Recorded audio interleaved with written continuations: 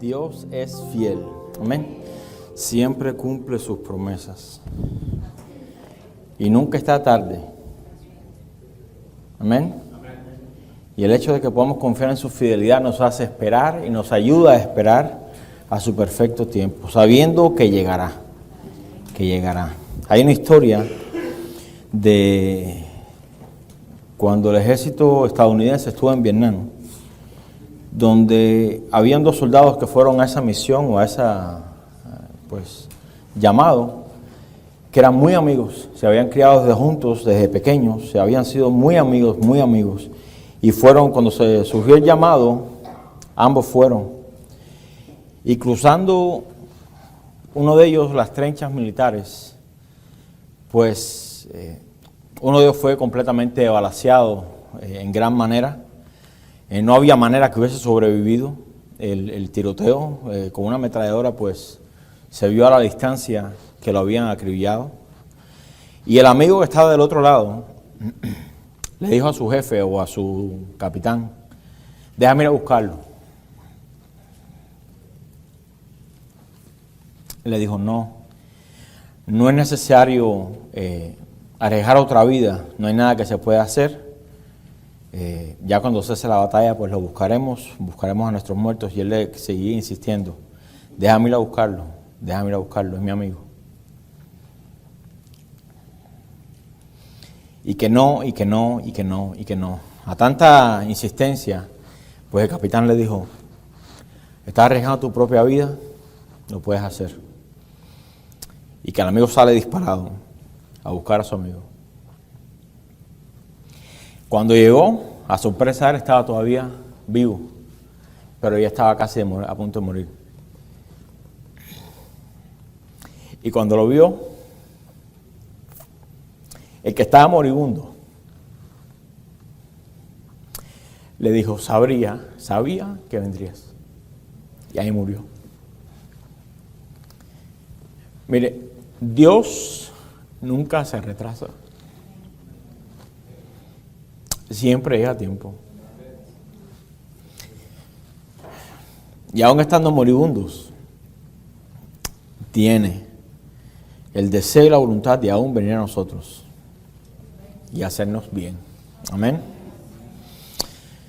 Gloria a Dios. Quiero que vaya conmigo al libro de los Hechos. Estamos en el tema número 80. Ya casi que llegamos a la mitad de la serie. Hechos 23.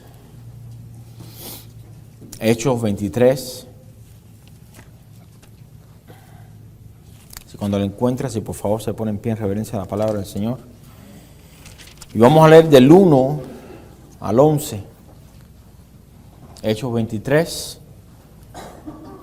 Del 1 al 11.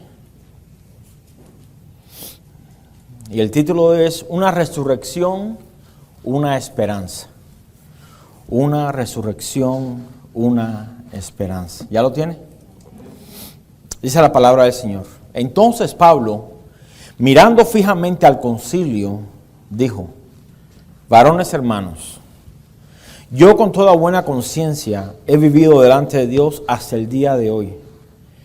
El sumo sacerdote Ananías ordenó entonces a los que estaban junto a él que lo golpeasen en la boca. Entonces Pablo le dijo: Dios te golpeará a ti, pared blanqueada. ¿Estás tú sentado para juzgarme conforme a la ley y quebrantando la ley me mandas golpear? Los que estaban presentes dijeron: ¿al sumo sacerdote de Dios injurias? Pablo dijo: no sabía, hermanos, que era el sumo sacerdote. Pues escrito está: no maldecirás a un príncipe de... Entonces Pablo, notando que una parte era de saduceos y otra de fariseos, alzó la voz en el concilio: varones hermanos, yo soy fariseo, hijo de fariseos. Acerca de la esperanza y de la resurrección de los muertos se me juzga. Cuando dijo esto, se produjo disensión entre los fariseos y los saduceos, y la asamblea se dividió, porque los saduceos dicen que no hay resurrección, ni ángel, ni espíritu, pero los fariseos afirman estas cosas. Y hubo un gran vocerío. Y levantándose los escribas de la parte de los fariseos, contendían diciendo: ningún mal hallamos en este hombre, que si un espíritu le ha hablado, o un ángel, no resistamos a Dios. Y habiendo grande disensión, el tribuno, teniendo temor de que Pablo fuese despedazado por ellos, mandó que bajasen soldados y le arrebatasen de en medio de ellos y le llevasen a la fortaleza. A la noche siguiente se le presentó el Señor y le dijo: ten ánimo, Pablo, pues como has testificado de mí en Jerusalén, así es necesario que testifiques también en Roma. Vamos a orar. Padre, te damos gracias, Señor. Damos gracias porque tenemos la promesa de que tú nos fortaleces en nuestras debilidades, Señor. De que estás pendiente de cada una de nuestras necesidades. Tú conoces nuestros corazones, conoces los pensamientos de nuestro corazón, las intenciones de Él. Y pedimos, Señor, que en esta tarde tú nos hables y que tú nos ministres, que tú escudriñes nuestros corazones. Y que tú saques a la luz aquellas áreas en que todavía, Señor, necesitas trabajar. Hay tantas áreas en nuestra vida, tantas áreas en nuestra vida. Pero confiamos, Señor, de que tú nunca estás tarde. Siempre llegas a tiempo. Nosotros podemos atrasarnos o adelantarnos, pero tú tienes un tiempo perfecto para todo. Y en eso confiamos hoy, Señor. Así que te pedimos, Señor, que sea tu voluntad hecha en este lugar y que tu nombre sea exaltado y glorificado. Te lo pedimos en el nombre de Jesús. Amén. Amén. ¿Se puede sentar? Gloria a Dios. Una resurrección, una esperanza. Bueno, en la enseñanza pasada, de esta serie del libro de los Hechos, estuvimos viendo este capítulo 23 y el enfoque principal fue el de mantener una conciencia limpia delante de Dios. Y Pablo ha sido, en estos capítulos o en estas enseñanzas que hemos estado dando, Pablo ha sido falsamente acusado por los judíos de Jerusalén de profanar el templo. Y Pablo tiene la oportunidad entonces de testificar en frente de una multitud acerca de todo lo que Dios había hecho con su vida. Y cómo es que lo había alcanzado en el camino a Damasco. Usted recordará la vida de Pablo. En aquel tiempo se le conocía como era, antes de que fuese enviado a los gentiles. No fue que Dios le cambió el nombre. Antes de que fuese enviado a los gentiles se le conocía como Saulo de Tarso. Ya cuando es enviado a los gentiles, entonces empieza a usar su nombre romano, Pablo. Y entonces de camino a Damasco, ¿cómo es que el Señor se aparece en el camino? Y cómo fue que Ananías había venido a orar por él, había recobrado la vista. Y durante todo ese tiempo donde Pablo está hablando, todos ellos están prestando atención. Pero en el mismo momento cuando Pablo habla acerca de ir a los gentiles, pues el pueblo una vez más se alborota. Otra vez Pablo tiene la oportunidad de hablarle a la multitud y menciona unas palabras, las cuales fueron el enfoque de nuestra enseñanza pasada. Estoy haciendo un poco más de recordatorio, pues la semana pasada pues fue el Día de las Madres y pues cambiamos de enseñanza, serie. Y entonces de las cuales fueron el enfoque de nuestra enseñanza pasada en cuanto a esta serie, decía: varones hermanos, yo con toda buena conciencia he vivido delante de Dios hasta el día de hoy.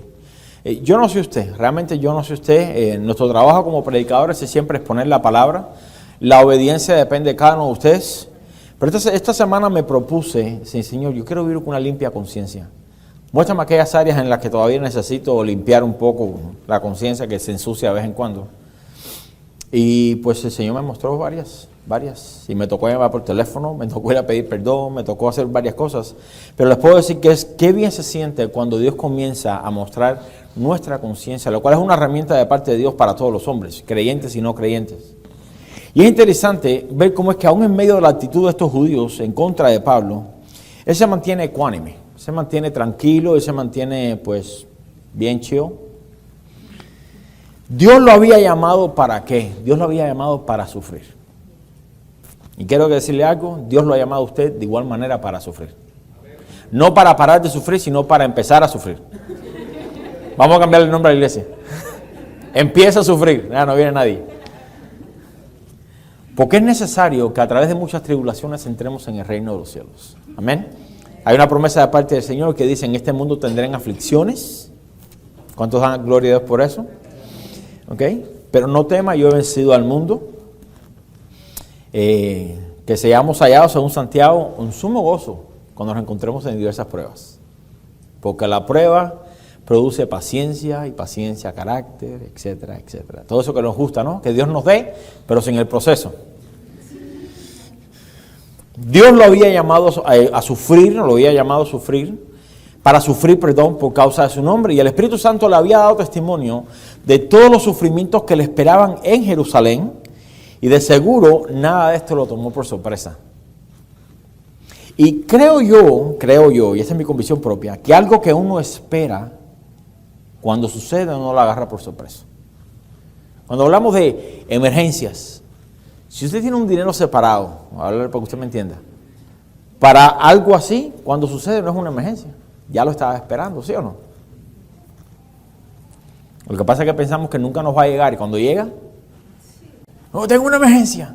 Si nos hubiésemos preparado. Pero creo que algo que uno espera no es sorpresa. Y si nosotros como cristianos vivimos nuestras vidas esperando que nunca nada malo nos suceda, que es la trampa, cuando nos sucede, por supuesto lo veremos como que lo peor que nos ha sobrevenido. No, es pastor que usted no entiende. Y hasta sentimos que Dios nos ha abandonado. ¿Se ha sentido de esa manera? Dios no me escucha. Dios se ha olvidado de mí. El tener una conciencia limpia es algo a lo cual debemos tratar de adquirir. Y no solo los domingos, no solo los días de reunión, no solo los días de estudio bíblico, no solo los días de oración.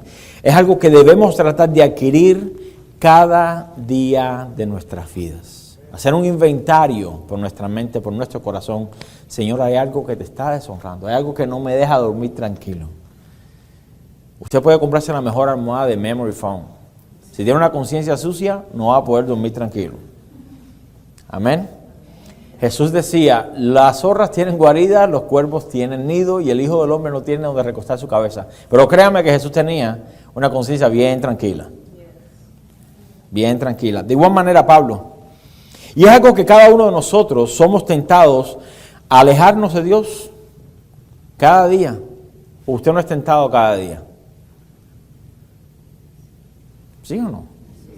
Todos somos tentados. Y somos tentados a pecar. Y el pecado nos aleja de Dios. Entonces somos tentados a alejarnos de Dios. Gracias a Dios que todos nuestros pecados han sido perdonados, pero sí rompe la comunión con Dios cuando pecamos. Y para eso viene el enemigo, para entorpecer la obra que Dios nos ha delegado. El enemigo tendría la victoria sobre nuestras vidas soberanamente si cada vez que nos tienta caemos, porque así interrumpe lo que Dios nos ha mandado a hacer. Porque lo primero que hacemos es sentirnos de una manera, es que cómo Dios me va a usar si ando todavía en esta.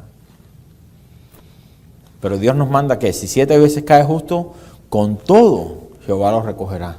Abogado tenemos para con el Padre. Esa palabra abogado es el Paracletos, cuando dice enviaré a uno tal y como yo, a otro consolador. La conciencia es una herramienta dada por Dios para mantener al hombre creyente y no creyente, mantenerlo de no ir a lo más depravado que pueda llegar. En otras palabras, nos limita de hacer todo el mal posible. Créame que sin la gracia de Dios, usted y yo seríamos peor que Hitler. Usted piensa, yo nunca. Créame que sin la gracia de Dios seríamos peor que él. Llamamos de la iglesia porque ya el pastor se está apretando la tuerca. Le estoy diciendo la verdad. ¿Qué es el hombre sin la gracia de Dios? Entregado por completo al mal. La palabra que usada por conciencia es la palabra sunideisis.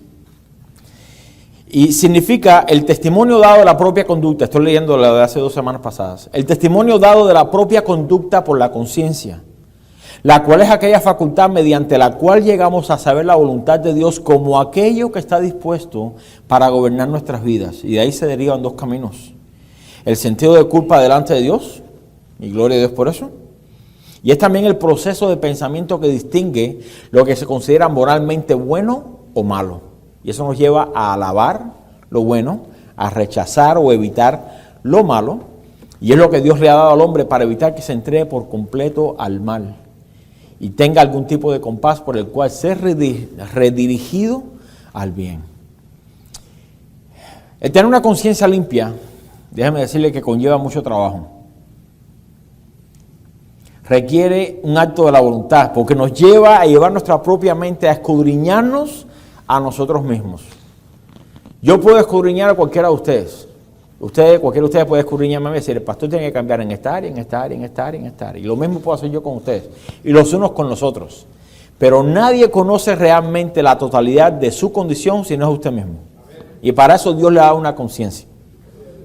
Si yo le doy a usted un libro para que escriba algo acerca en contra de Jorge, por ejemplo, usted va a escribir 4, 5, 6, 7 páginas.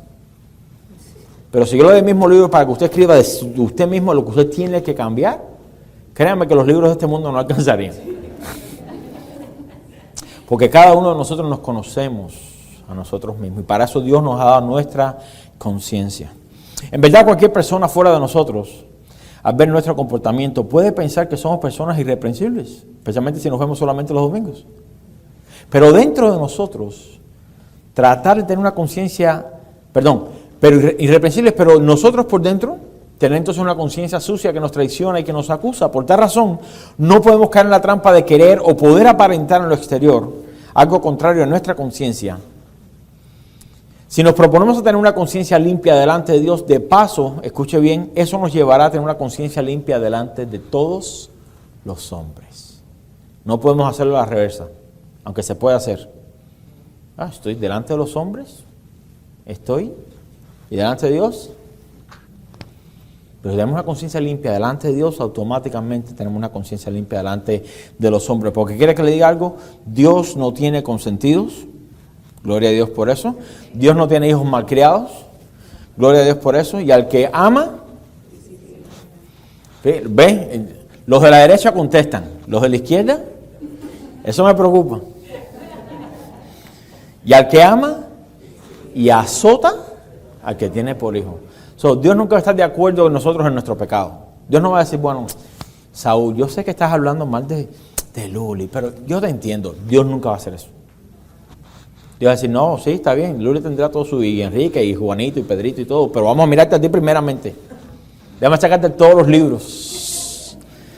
Y gloria a Dios por eso, gloria a Dios por eso. Dios no nos deja nuestro pecado, hermanos.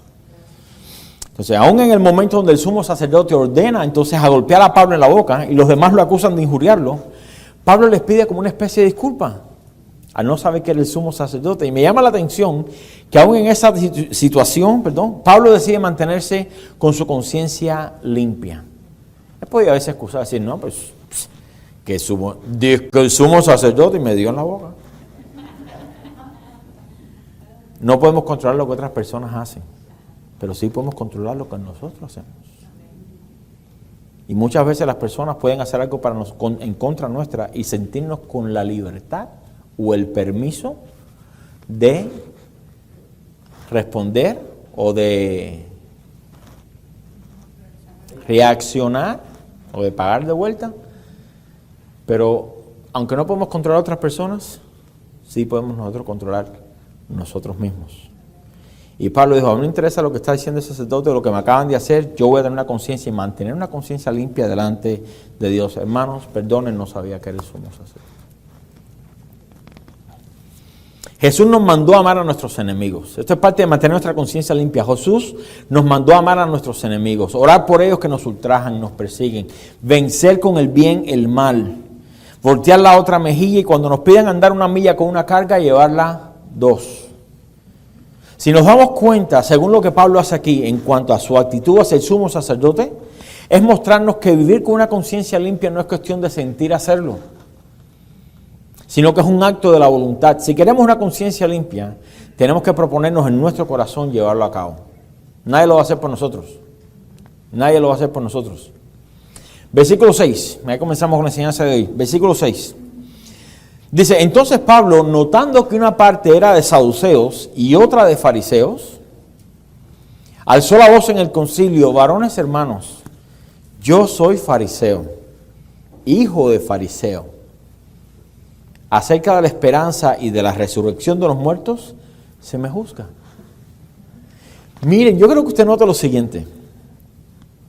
Miren la perspicacia, la astucia, ¿cómo diríamos nosotros?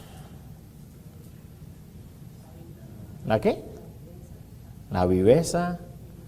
Nosotros en Cuba decimos la maldad, ¿no? Pero de manera como mañoso. Como que, miren cómo es que Pablo de una manera dice, y vamos a ver que esto del Espíritu Santo, hablando a través de él, porque hay una promesa que cuando estemos delante de gobernantes, él nos dará las palabras que hablar. Pero mira la perspicacia de Pablo cuando nota que la mitad del concilio es de fariseos y la otra mitad de saduceos. Por ejemplo, supongamos aquí, ¿quiénes quieren ser los fariseos? ¿Y los saduceos?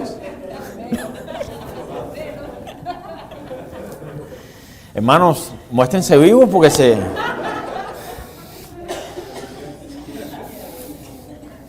¿Qué sucede? Enseguida levanta su voz y explica que la razón por la cual la están juzgando, ¿cuál es? Pablo menciona en su defensa la doctrina o el fundamento de la fe sobre la cual reposa nuestra creencia. Es la resurrección. Es la resurrección. Yo quiero abundar un poco de la resurrección de entre los muertos, porque nosotros como cristianos sabemos que tenemos la verdad, ¿sí o no?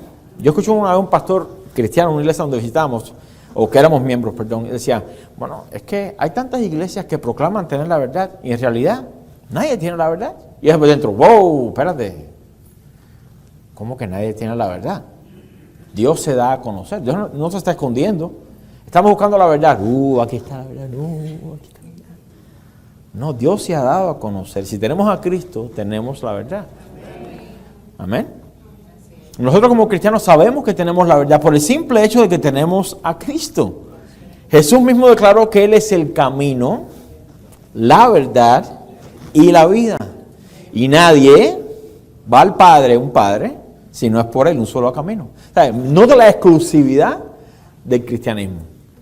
Gracias a Dios que es abierto para todos. Pero no todos llegan. No hay muchos caminos, solamente un camino.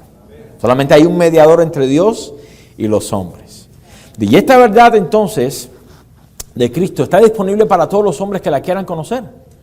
La verdad es que no hay nadie como nuestro Dios. No lo hay. Muchas veces lo hemos hablado y lo volvemos a repetir. Todo lo concerniente a Cristo es completamente único y exclusivo. No hay otro como Él. No hay otro como Él.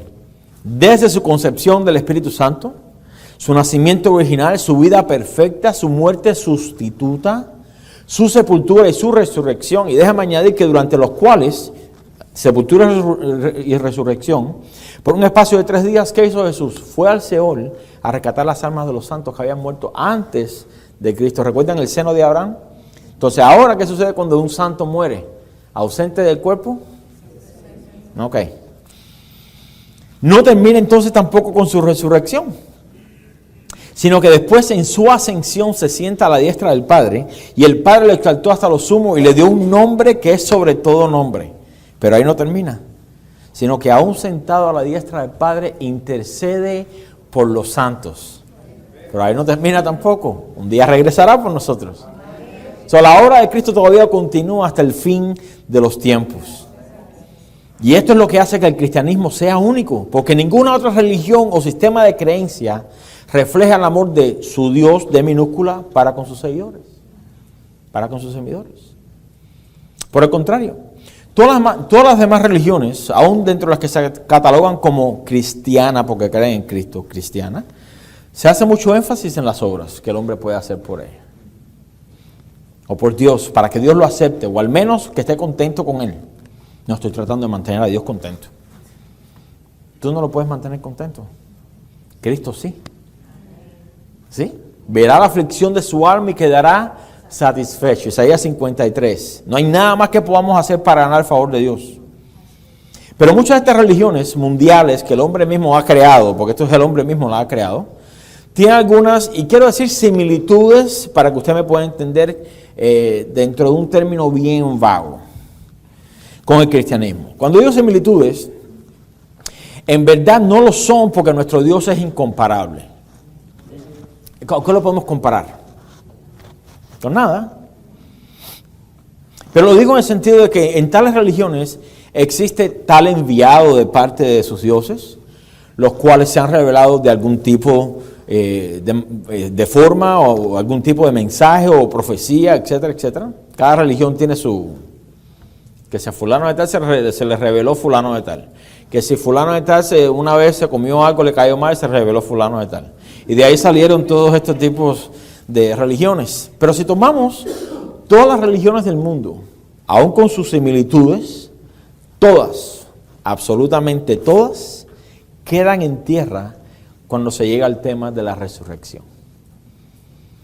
Usted sabe que en el hinduismo se cree que la persona que tiene 6 manos o el elefante, no sé cómo se llama, sí, ese mismo, él tiene, supuestamente que nació de una manera virgen igual. Hello. Mire, todos esos falsos dioses nacieron.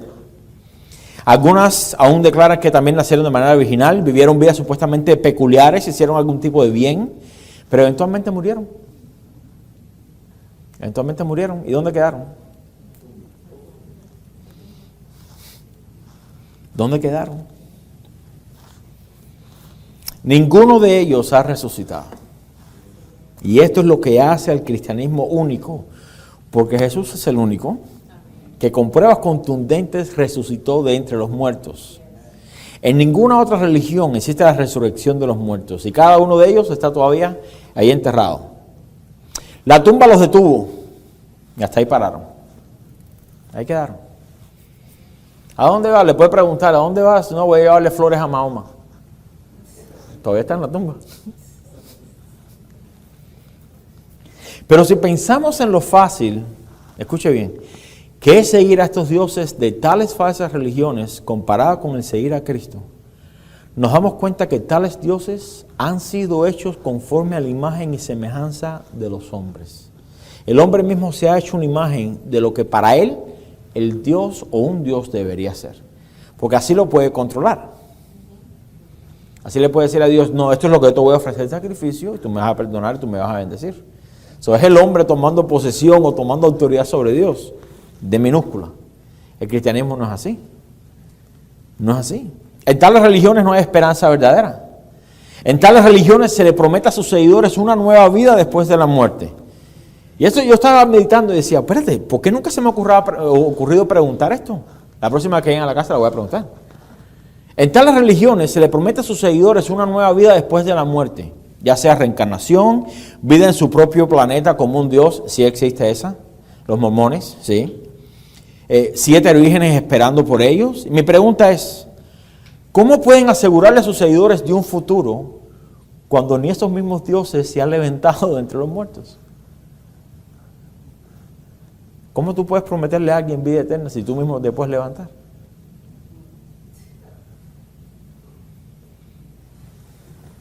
Por su propia cuenta no se han podido levantar, pero en verdad Dios los va a levantar un día.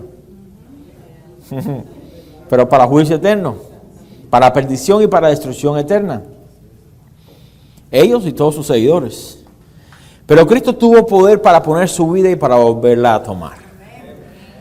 El tema de la resurrección es peculiar dentro del cristianismo por el simple hecho de que hubieron en la Biblia casos donde las personas que murieron fueron resucitadas. Y en casi todas las instancias alguien tuvo que orar por ellos. En casi todas, alguien tuvo que orar por ellos. Hablando de los muertos, por supuesto. Para que pudieran resucitar. Debía haber un poder externo que obrara en ellos. Mire, aún aquellos que abrieron los sepulcros cuando Cristo fue resucitado, y si tiene una libreta, usted tomando nota para que después no diga que el pastor se lo inventó, Mateo 27, 52 y 53. Los sepulcros se abrieron, no lo tiene que buscar, simplemente anota.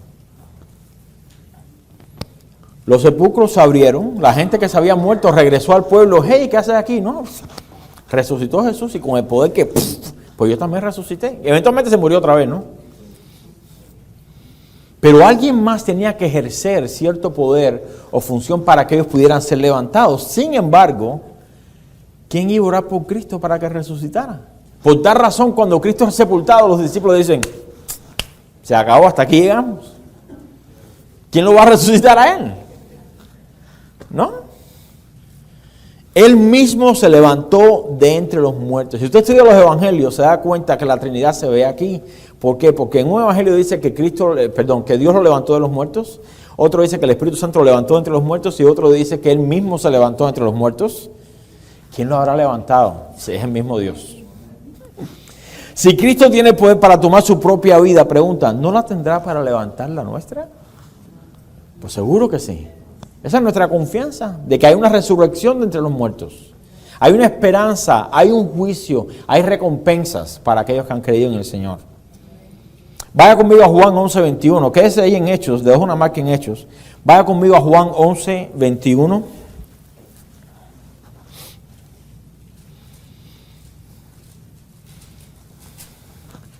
Esta es la historia de Lázaro, que murió. Marta le dice, si hubieses estado aquí. Juan 11:21, ¿ya lo tiene? Dice, y Marta dijo a Jesús, Señor, si hubieses estado aquí, mi hermano no habría muerto. Mas también sé ahora que todo lo que pidas a Dios, Dios te lo dará. Jesús le dijo, tu hermano resucitará. Marta le dijo, yo sé que resucitará en la resurrección, en el día postrero. ¿Cuándo llega ese evento? Le dijo Jesús, no, espérate. Yo soy la resurrección. Escuche, yo soy la resurrección y la vida. El que cree en mí, gloria a Dios, aunque esté muerto, vivirá. Todo aquel que vive y cree en mí, no morirá eternamente. ¿Crees esto? Le dijo, sí, Señor. Y esto es parecido a la misma declaración de Pedro por el Espíritu Santo. Yo he creído que tú eres el Cristo, el Hijo de Dios, que has venido al mundo. En otras palabras, no hay resurrección fuera de mí. No es algo que yo hago habitualmente. Yo soy la resurrección. No es que un día me levanté y dije, me siento como el poder de resucitar a la gente. No, yo soy la resurrección. Si tú crees en mí, aunque estés muerto, vivirás. No solo resucito muertos, sino también yo soy esa resurrección. Yo solo puedo dar vida después de la muerte. Solo yo doy vida, aun cuando los hombres están muertos en sus delitos y pecados. Nos dio vida juntamente con Cristo. Por gracia sois salvos. Jesús probó sin duda de que Él era el Hijo de Dios. Y Dios mismo en la segunda persona de la Trinidad. Y lo probó cuando resucitó. Cuando Cristo resucitó, la piedra que guardaba el sepulcro se movió. Y déjame decirle que no fue una piedra, un ladrillo. Si usted va a Mateo, capítulo 27, se dará cuenta, no lo tiene que buscar, simplemente anótelo. Se dará cuenta que los soldados dicen, ve y asegura la piedra como sabéis. Eso lleva a una piedra que no la podía cargar solamente un hombre, para sellar el sepulcro, por los olores y todo lo que salía, sellar el sepulcro, la amarraban con cuerdas y le ponían un sello del ejército romano. Nadie podía ir allá a romper el sello y entrar a robarse el cuerpo, como después planearon que habían hecho con el cuerpo de Jesús. Digan que los discípulos se robaron el cuerpo. Nadie podía mover esa puerta. Sin embargo, la piedra se movió. Pues la tumba no lo puede contener.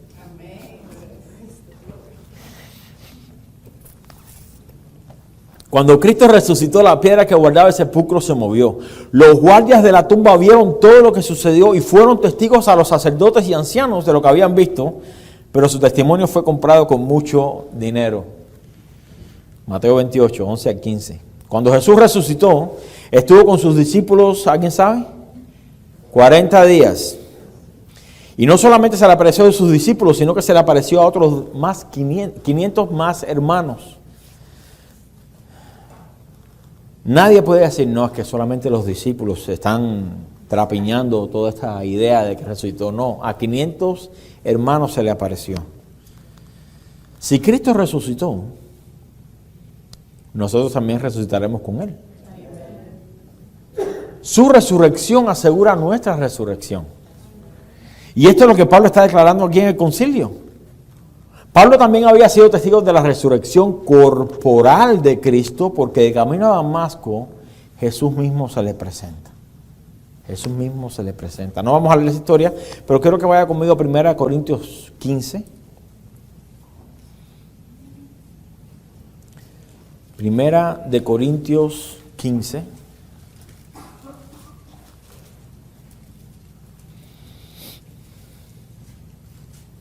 Versículo 3.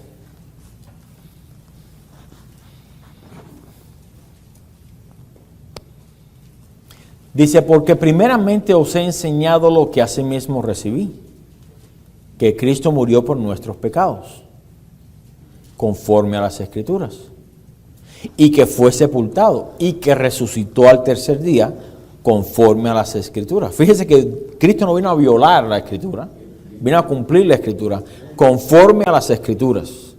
Y que apareció a Cefas, a Pedro, y después a los 12, después apareció a más de 500 hermanos a la vez, de los cuales muchos viven aún y otros ya duermen.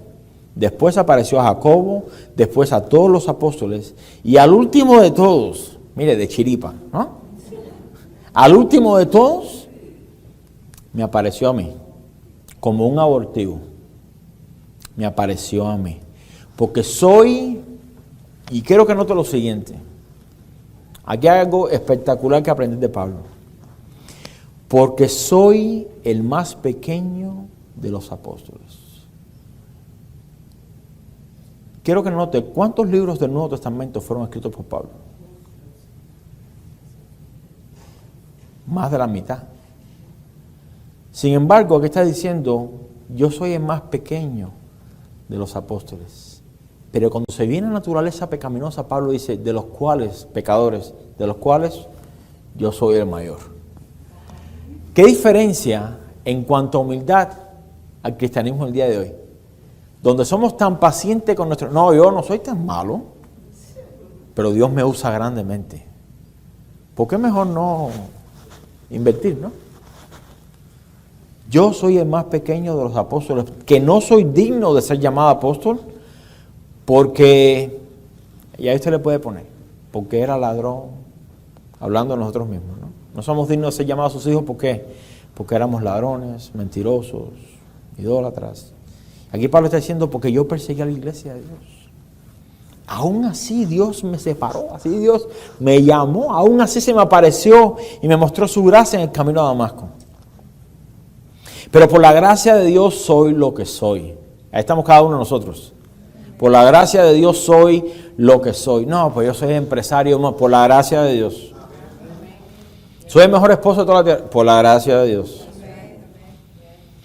Y su gracia no ha sido en vano para conmigo. Antes he trabajado más que todos ellos.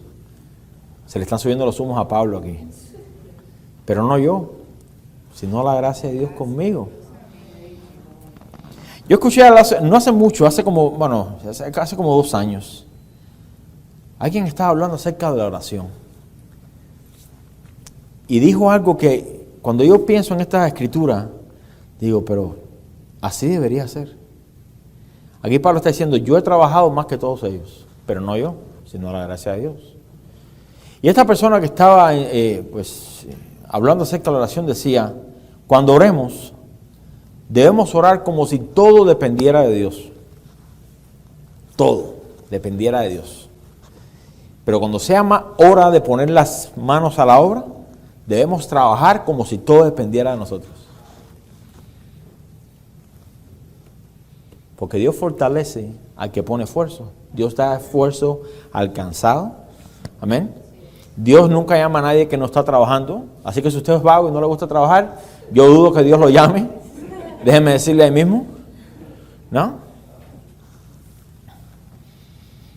Alguien una vez me dijo, no, pero sí Dios llamó a alguien que no estaba trabajando, a Natanael que estaba abajo. Y dice, no. Ahí lo fueron a llamar. Dios no lo llamó a él. Lea la escritura, a ver qué dice. Le dije, no, te vi cuando estabas acostado. Pero el que vino fue otro a llamarlo. El Mesías vino, ¿no? Y él estaba muy roncando ahí, bien sabroso. Pablo fue testigo de la resurrección de Cristo de igual manera que los demás hermanos. Y por tal razón nadie podía desviarlo de esa verdad. Me pregunto, ¿por qué tan fácilmente negamos al Señor si nosotros tenemos la convicción de que verdaderamente lo conocemos? Pablo no predicaba un evangelio a medias. Mira, es fácil hablar de todas las bendiciones que Dios puede darle a sus hijos. Si vienes al Señor, Él va a sanar tu matrimonio. Si vienes al Señor, tus hijos van a regresar a casa. Si vienes al Señor, te va a sanar. Si vienes al Señor, y presentamos al Señor como un 911. No, si vienes, entonces Él te va a dar. Cualquiera puede recibir o quiere recibir un Cristo como ese. ¿Qué puede hacer Dios por mí? No, ¿qué hizo ya Dios por ti? Es fácil hablar de todas las bendiciones que Dios puede darle a sus hijos. Es fácil hablar de los beneficios del perdón de los pecados, de la libertad del alma, de la conciencia limpia, de la promesa de un cielo y tierra nuevos, donde mora la justicia. Es fácil. Cualquiera puede ser predicador del Evangelio de esa manera. Ven al Señor y Él te va a dar todos los deseos de tu corazón. Eso no es lo que dice la Biblia. Al menos no el contexto. Pero Pablo también predicaba acerca del juicio venidero para aquellos que rechazaban la gracia de Dios, el cual es el regalo de Dios en Cristo. El Evangelio tiene dos caras, es una moneda de dos caras. Aprenda eso, para la próxima vez que se encuentre con un testigo de Jehová, o con un mormón, o con alguien que no conoce al Señor, o a su familia, o a su mamá, o a su papá. El Evangelio tiene dos caras. Por un lado presenta todos los beneficios de la reconciliación con Dios.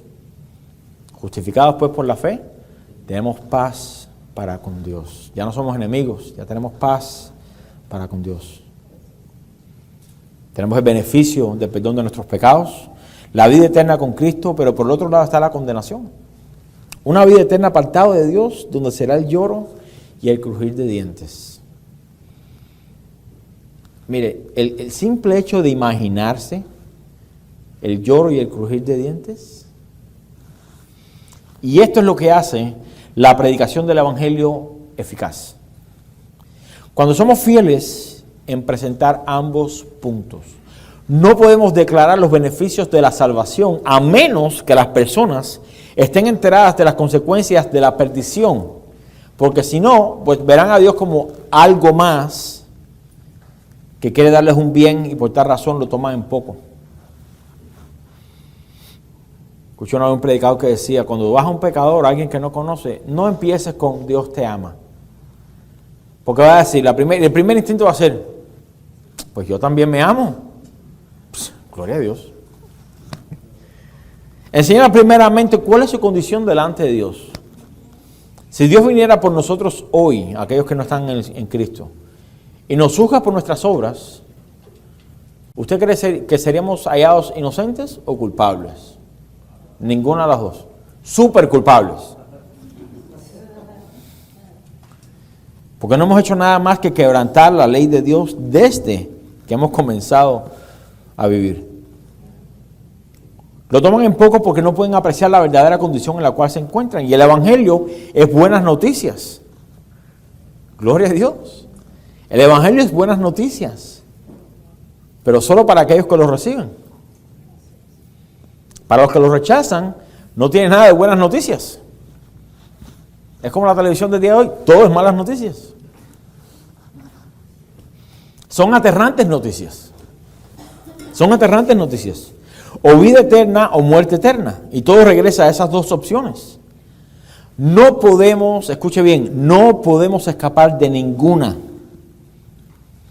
Porque al final de los tiempos, cada hombre y mujer que ha vivido pasará su eternidad en uno de estos dos lugares. No hay purgatorio. Si le enseñaron eso, pues desapréndalo. No existe tal cosa.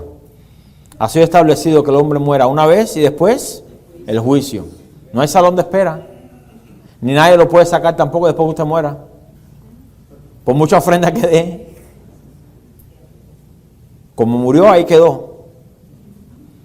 Murió en Cristo, gloria a Dios. Murió sin Cristo, ahí quedó. No se puede pasar de un lado para otro. A esto es lo que Pablo hace referencia cuando le dice al sumo sacerdote, Dios te golpeará a ti. Note que es tiempo futuro. Dios te golpeará a ti, pared blanqueada. Si miramos de cerca, está hablando de un juicio futuro para aquellos que hacen el mal. Y muchas personas viven con la idea de que es fácil servir a sus falsos dioses que ellos mismos se han creado, porque al final de los tiempos todo termina con la muerte. La pregunta es, si todo termina con la muerte y no hay nada más después de la muerte, ¿qué hacemos aquí? La pregunta, ¿vendría usted a la iglesia? Yo no vendría. ¿Para qué? Si todo se queda aquí en esta tierra. Ah, mi hijo, ya, si de todas maneras cuando cierras los ojos, ahí te quedas. No, ahí no te quedas. Ahí no te quedas. Eso es un trampolín solamente. ¡Tum! Vas a llegar a algún lugar. O para arriba o para abajo, pero vas para algún lugar.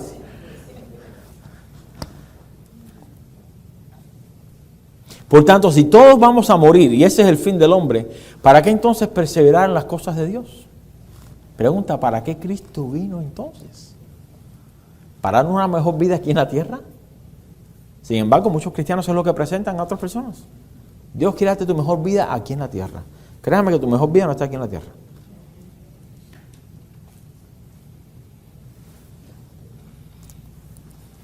Si ese es el fin de todos, ¿qué interesa lo que hagamos en esta vida?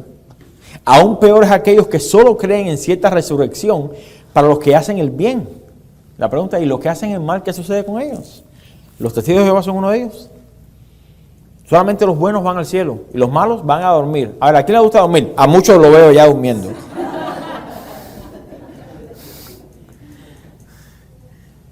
¿No se siente bien dormir?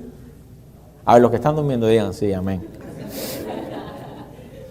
Si los que hacen el mal, según ellos, simplemente duermen, ¿será cierto? ¿Será cierto? Vaya conmigo a Juan 5, por favor. Juan 5.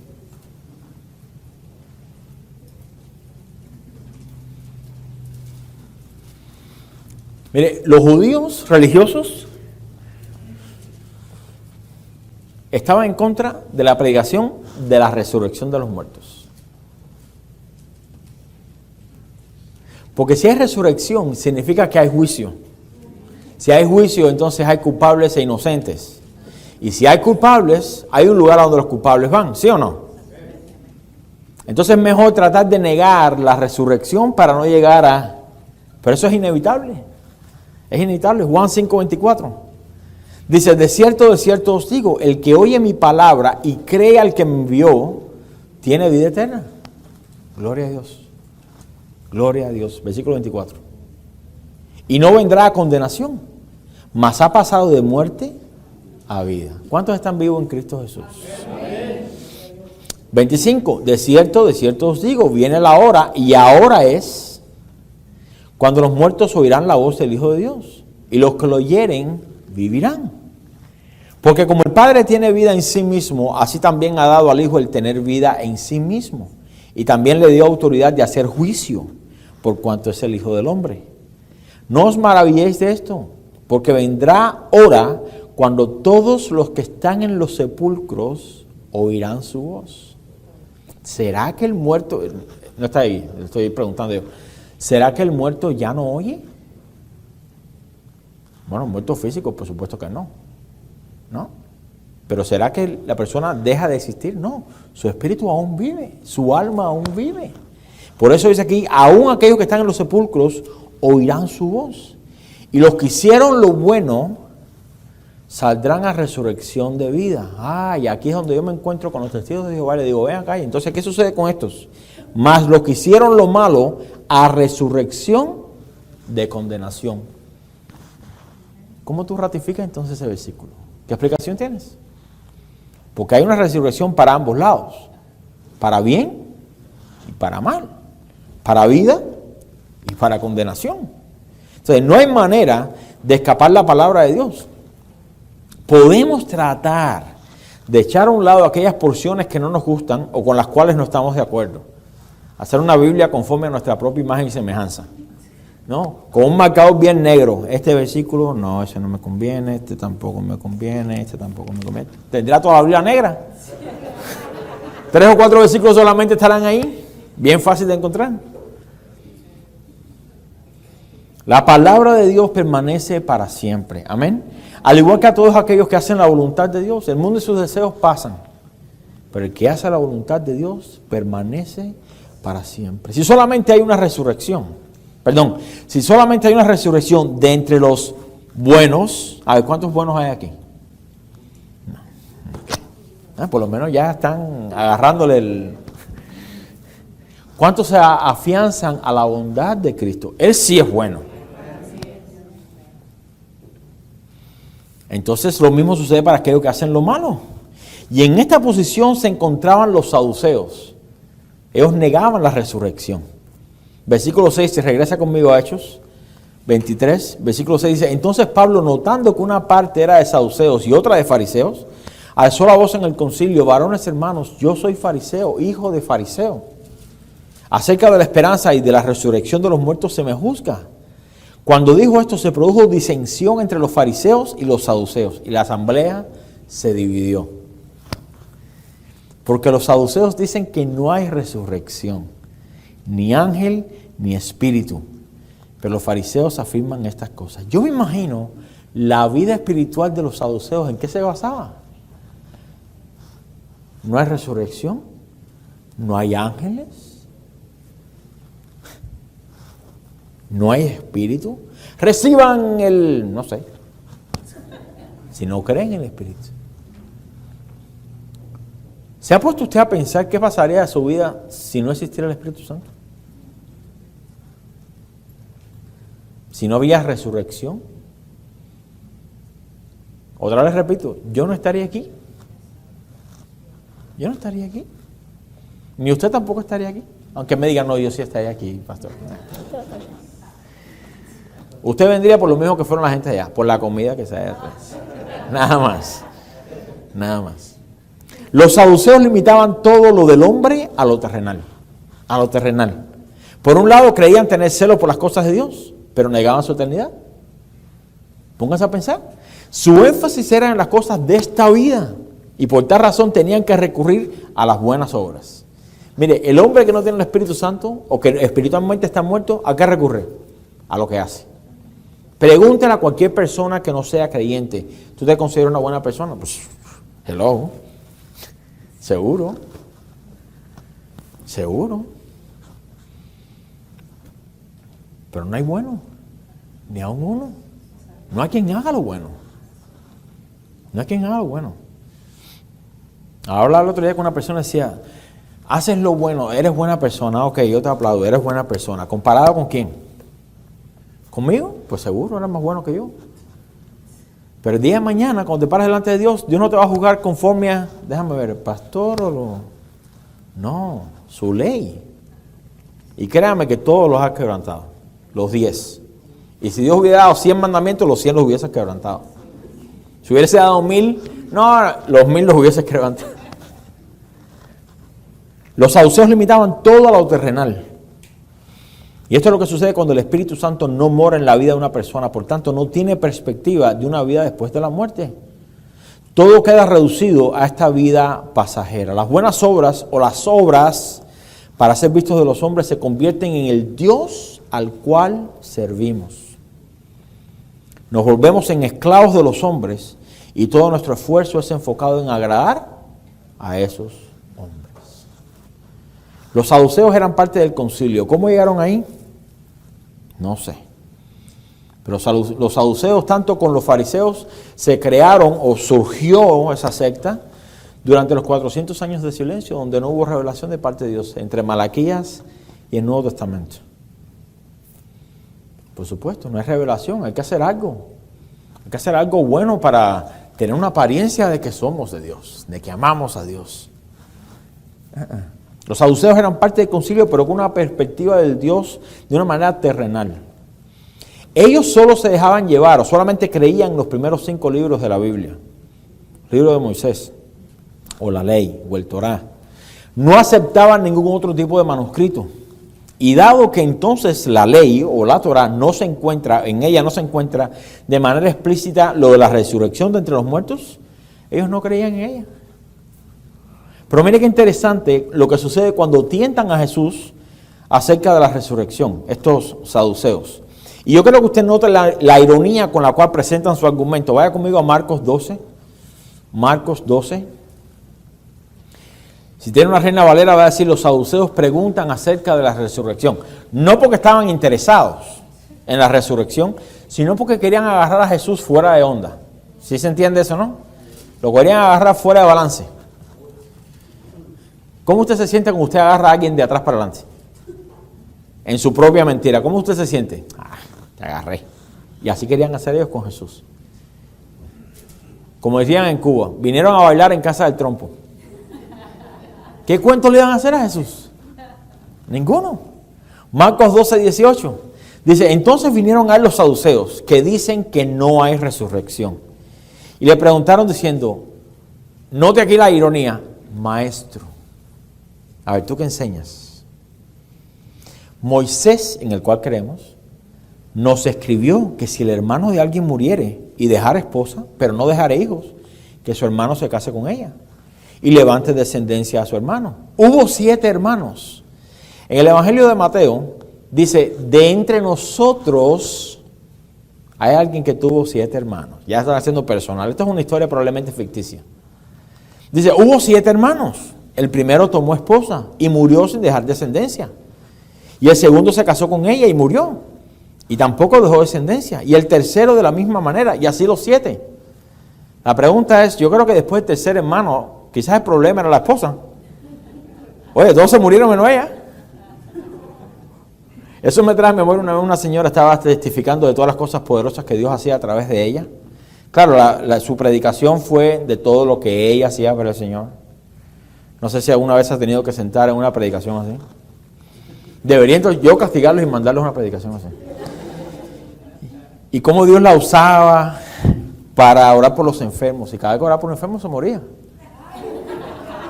Mi esposa está de testigo. Decía, no, y fulano de tal se enfermó. No es esta iglesia, ¿ok?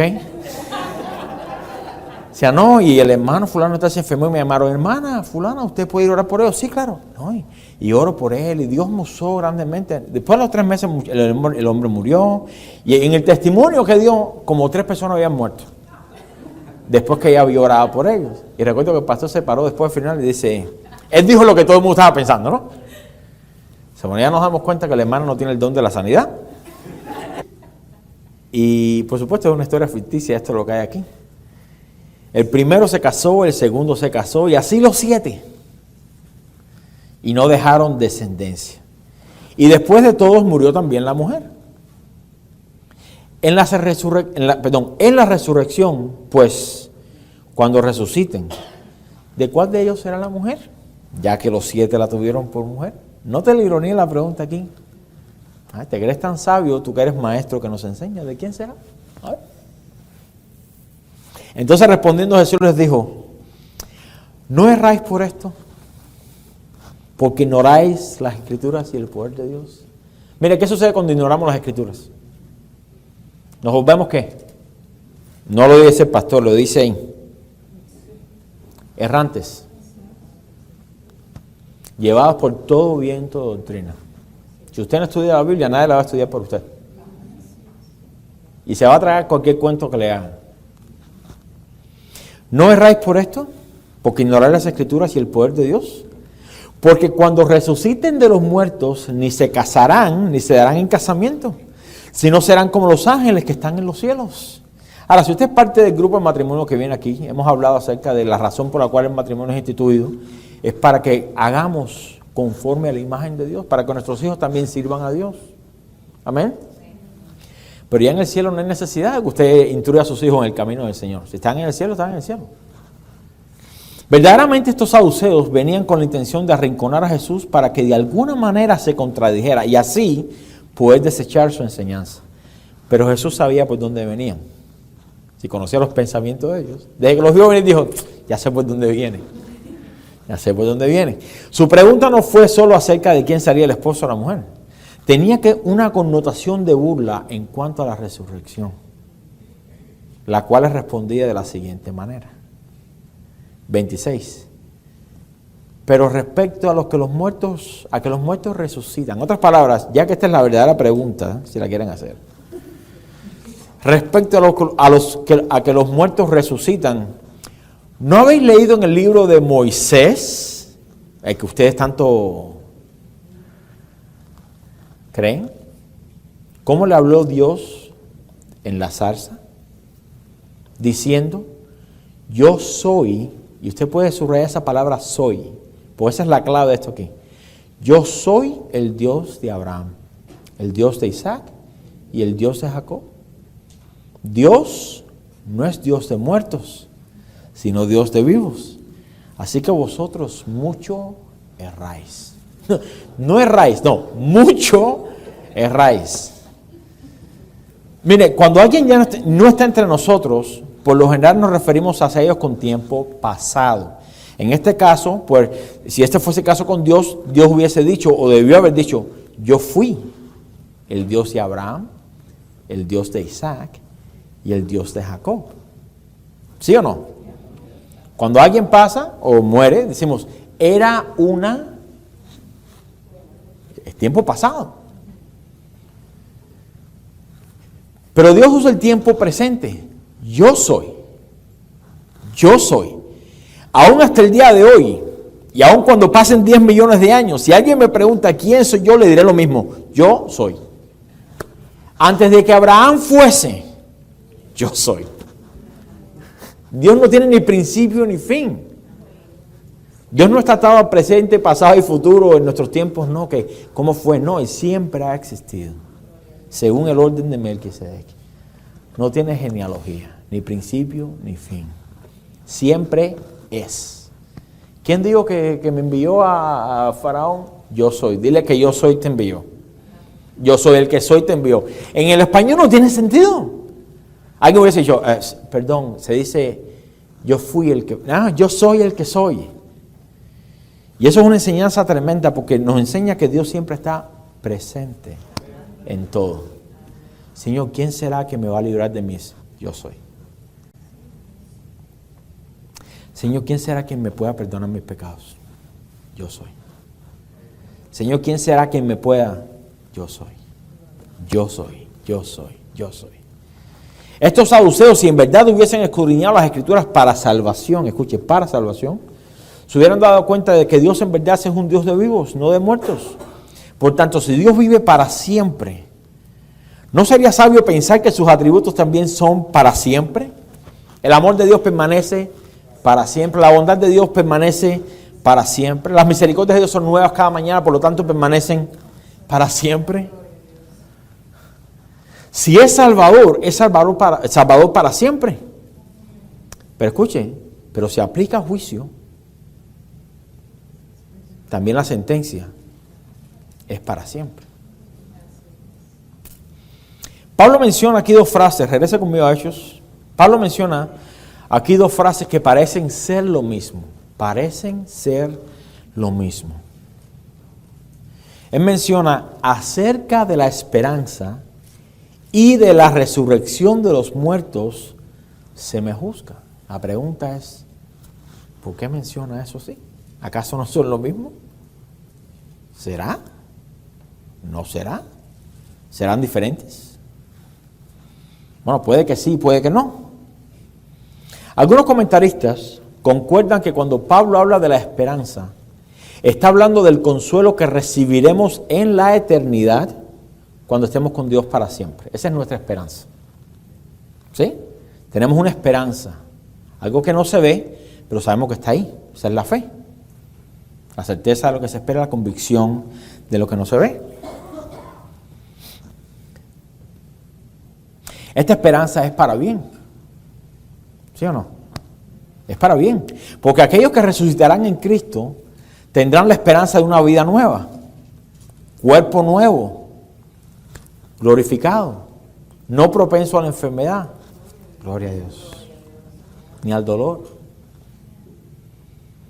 Ya el pecado no será parte de nuestra vida. Ya no tiene que perdonar a nadie. Gloria a Dios por eso. Ya no tiene que lidiar con la raíz de amargura. ¿Cuántos dicen gloria a Dios por eso? ¿Por qué? Porque seremos criaturas nuevas, cuerpos glorificados. Déjame añadirle algo más ahí. Sin la capacidad de pecar. Vamos a volvérselo a repetir. Sin la capacidad de pecar. Cuando Dios hizo a Adán y Eva en el jardín, los creó perfectos, pero con la capacidad para. Y por eso cayeron. Ahora que usted y yo estamos en Cristo, tenemos la capacidad de no o sí. ¿Sí o no? Pero en el cielo, cuerpo glorificado, sin la capacidad para pecar. Por eso es nuestra esperanza. Allá miramos. Una resurrección, una esperanza. Por eso aquellos que mueren en Cristo tendrán la esperanza de la resurrección de entre los muertos para vida eterna. Pero entonces cuando Pablo está hablando de la resurrección, está haciendo quizás también referencia también al juicio y castigo eterno para aquellos que abran sus ojos, escuche, fuera de Cristo. Fuera de Cristo. Y por tal razón, hay dos diferentes reacciones en el concilio. Regrese conmigo a Hechos. ¿Está ahí todavía? Versículo 9. Dice, y hubo un gran vocerío. Ya usted se imagina, ¿no? Y levantándose los escribas de la parte de los fariseos, contendían diciendo, ningún mal hallamos en este hombre, que si un espíritu le ha hablado, o un ángel, pues no resistamos a Dios. Y habiendo grande disensión, el tribuno, teniendo temor de que Pablo fuese despedazado por ellos, mandó que bajasen soldados y le arrebatasen de en medio de ellos y le llevasen a la fortaleza. Mire, definitivamente el Espíritu Santo le dio que hablar a Pablo. Le dio que hablar a Pablo. Yo recuerdo una historia que un pastor contó en una enseñanza, no sé si fue verídica o no, pero le digo una cosa, si fue, pues se fue el Espíritu Santo. Supuestamente habían agarrado a un pastor cristiano y los enemigos o los que lo habían, lo querían mandar con el Señor. Y lo habían culpado de algo que no había hecho, era inocente, como cada cristiano debería ser inocente. Nadie dijo amén, eso me preocupa. Y le habían dicho, no, es que te encontramos culpable. Decía, pero yo no he sido culpable de lo que ustedes me están... Pues sí, y te vamos a aplicar juicio. Es más, te vamos a dar la oportunidad. Y agarraron 2 pedazos de papel y le dijeron, mira, en uno dice culpable y en el otro inocente. Lo que tú saques, eso es lo que eres. Y él dijo, ok. Entonces agarraron los 2 pedazos de papel y pusieron en ambos culpable. Y culpable. No había escapatoria. Agarraron los 2 pedazos de papel, los tiraron a la mesa y les dijo, escoge. Y según la historia que dice este pastor, no sé si será o no, dice que Dios le dijo, cómete un papel. Todo el mundo se quedó como que... Dice, ahora lo que diga eso, yo soy lo contrario. ¿Ya la agarraron? ¿O se está riendo simplemente porque los demás están riendo? Si el papel decía culpable, lo contrario, es lo que el otro papel debería decir, ¿no? Pero definitivamente aquí el Espíritu Santo...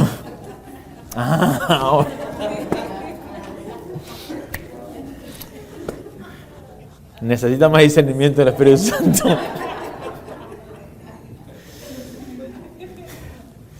Definitivamente el Espíritu Santo le dio que hablar a Pablo, tal como Jesús había prometido a sus discípulos que le daría a hablar cuando se encontrara delante de gobernantes y magistrados, y le dio la perspicacia para que el concilio se dividiera y quitaran por un momento los ojos de él.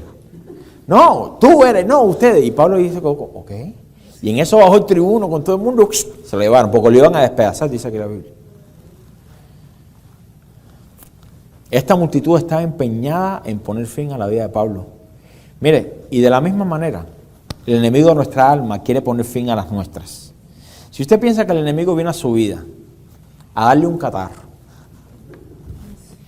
o a darle alergias, o a poncharle la llanta del carro, cuando el enemigo viene a su vida, va a venir con todo. Pero escuche, si Dios así lo quiere. Si recuerda la historia de Job, ¿no? Haz lo que tú quieras con él, excepto no toques su vida. No toques su vida. Así que piense de la siguiente manera, para aquellos que todavía piensan que el enemigo puede hacer de su vida lo que usted quiera. Piense, a menos que sea una consecuencia de su pecado. Ahí usted está viendo puertas abiertas al enemigo. Pero si usted está andando en el Espíritu, si usted está perseverando, y supuestamente el enemigo los lleva y lo trae, considere que Dios está detrás de eso. ¿Sí lo entiende? Porque a veces el enemigo, no solamente con Pedro, pensamos, no, Pedro fue el único, ese Pedro.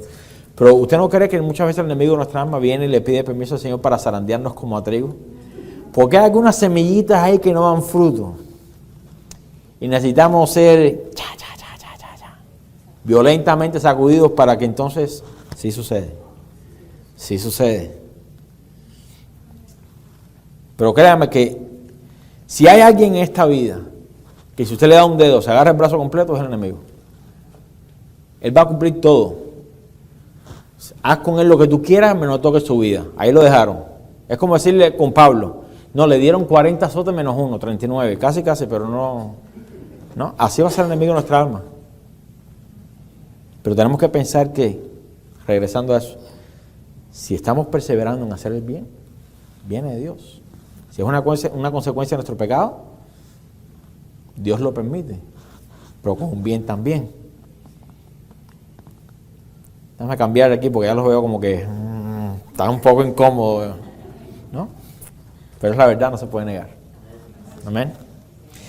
¿Cómo podemos aplicar esta enseñanza entonces de manera práctica en nuestras vidas? Tenemos que tener presentes y la disposición de poder testificar con toda la verdad y todo el consejo de la palabra de Dios a todos aquellos que inquieran acerca de la fe en la cual creemos. No podemos ser parciales en cuanto a cómo presentamos a Dios. Todo el mundo quiere escuchar acerca de un Dios que hace todo y que ama mucho. Usted tuve una conversación con alguien de igual manera, no es que Dios es amor. Sí, pero también es fuego consumidor. ¿Y esa dónde lo dejas? ¿No? Entonces, debemos nosotros ser fieles embajadores de Cristo.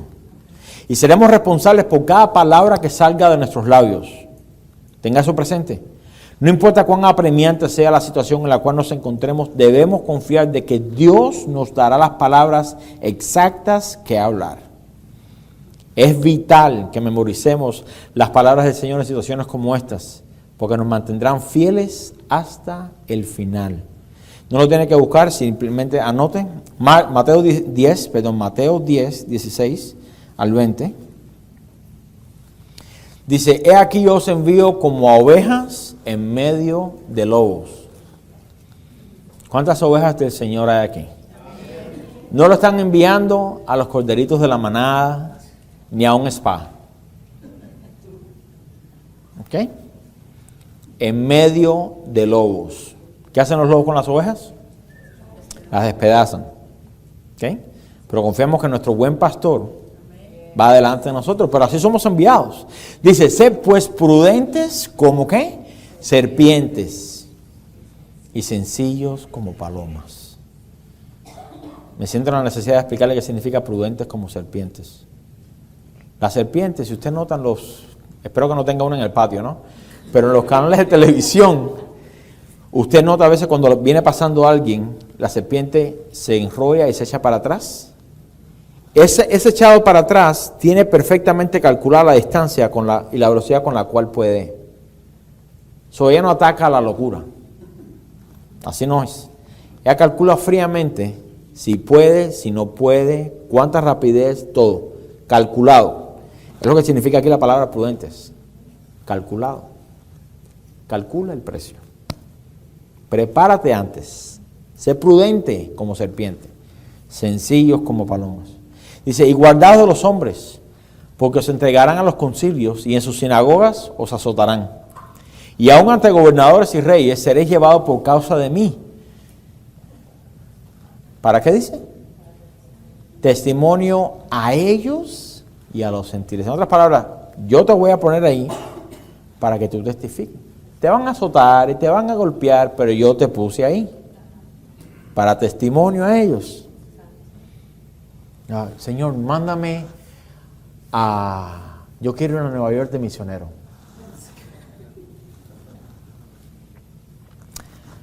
A ser azotado no. A ese lleva el pastor. Dice el versículo 19. Mas cuando os entreguen, no os preocupéis por cómo o qué hablaréis, porque en aquella hora os será dado todo lo que habéis de hablar. ¿Cuándo? En aquella hora.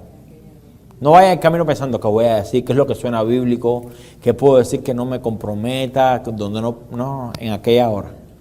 Porque no sois vosotros los que habláis, sino el Espíritu de vuestro Padre que habla en vosotros. ¿Recuerden la historia de Esteban? O sea, que no podían con el poder que hablaba, salía de él.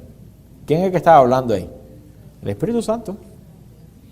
Pablo fue testigo de esta promesa de parte de Cristo. Definitivamente Dios le había dado las palabras para hablar, y eso permitió que por un momento el concilio se distrajera de Pablo y que Dios usara al tribuno para sacarlo de allí. Mire, no podemos ignorar cómo Dios a veces usa las circunstancias externas a la religión para salvar a sus hijos y que su perfecto plan se lleve a cabo. Si usted se propone agradar a Dios con lo que Él le ha confiado, escuche bien, Él mismo se encargará de guardarlo para que se lleve a cabo. Se lo repito, si usted se propone agradar a Dios con lo que Él le ha confiado, Él mismo se va a encargar de guardarlo a usted para que se lleve a cabo. De seguro Pablo había adquirido una gran victoria al saber o al haber sido librado del concilio y de la multitud. Se le dan de regreso para la cárcel y él diciendo, libré. Pero mira que sucede el versículo 11 de Hechos 23. Se le aparece el Señor en persona. Dice, a la noche siguiente se le presentó el Señor y le dijo, ten ánimo, Pablo, pues como has testificado de mí en Jerusalén, así es necesario que testifiques también en Roma. Ahora, en Roma, ¿qué sucede con Pablo? Ahí es donde es decapitado. Pero es necesario que como mismo predicaste y testificaste aquí, lo hagas allá también. ¿Por qué? Porque yo te estoy llevando allá. Escucha, hermanos, nosotros no nos mandamos a nosotros mismos. El cristiano no se mueve ni por dinero, ni por trabajo, ni por... No. Dios es quien mueve, porque Dios es quien nos pone a nosotros donde Él nos quiera poner. Amén. Entonces, algo de lo que debemos estar confiados es que la salvación de parte del Señor es con un beneficio mucho mayor que solo la preservación de nuestras vidas. ¿Dios nos puede proteger nuestra vida de peligro? Pues claro que sí. Pero, ¿será que eso es lo único que le interesa al Señor? ¿Que libremos el pellejo de vez en cuando? No. Tiene que haber algo detrás. Tiene que haber un beneficio y no necesariamente nuestro propio. Tiene que haber un beneficio para su obra que está detrás de este sufrimiento. A fin de cuentas, nuestra vida en este mundo es simplemente pasajera. Usted está aquí hoy, no sabemos mañana. No sabemos mañana. Y llegará un día donde nos encontraremos con el Señor cara a cara, pero ahí es donde está nuestra esperanza. Es allí que un día le veremos. Como dice la Biblia, como dice un canto que a veces cantamos aquí, le veré en la hermosura de su santidad, en su perfección. Ahí las vendas de nuestros ojos serán quitadas. Podemos verlo tal y como Él es. Ahora tenemos muchos impedimentos. No entendemos completamente cómo es que Dios obra, cómo se revela. Tratamos de hacerlo lo mejor que podamos según el Espíritu Santo nos habla el entendimiento, pero cuando estemos delante de Él, completamente tal y como es. Pero ahí está nuestra esperanza, nuestra seguridad y nuestras promesas de parte de Dios, de que no importa lo que nos pueda hacer el hombre en este lado de la eternidad, porque del otro lado de la eternidad nada nos puede hacer daño, nada ni nadie. Amén. Póngase de pie, por favor. Si usted tiene esa esperanza de la resurrección en Cristo, pues déle gloria a Dios. Su vida está segura en sus manos. Nada lo puede apartar de su amor. Nada lo puede arrancar del hueco de su mano. Dios lo cuida a usted como la niña de sus ojos. Y tenemos una esperanza, una resurrección, una misma esperanza. Pero si usted no está en Cristo y piensa que sin Cristo puede llegar a ver a Dios, lo va a ver como juez, no como abogado. Hoy es la oportunidad de verlo como abogado, como el Dios de paz, príncipe de paz. Que Dios nos encuentre a todos nosotros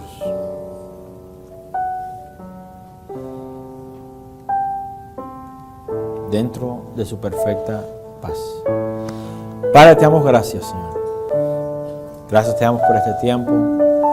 Gracias por tu palabra que trae consuelo a nuestras vidas, que nos consuela para que de igual manera podamos nosotros también consolar.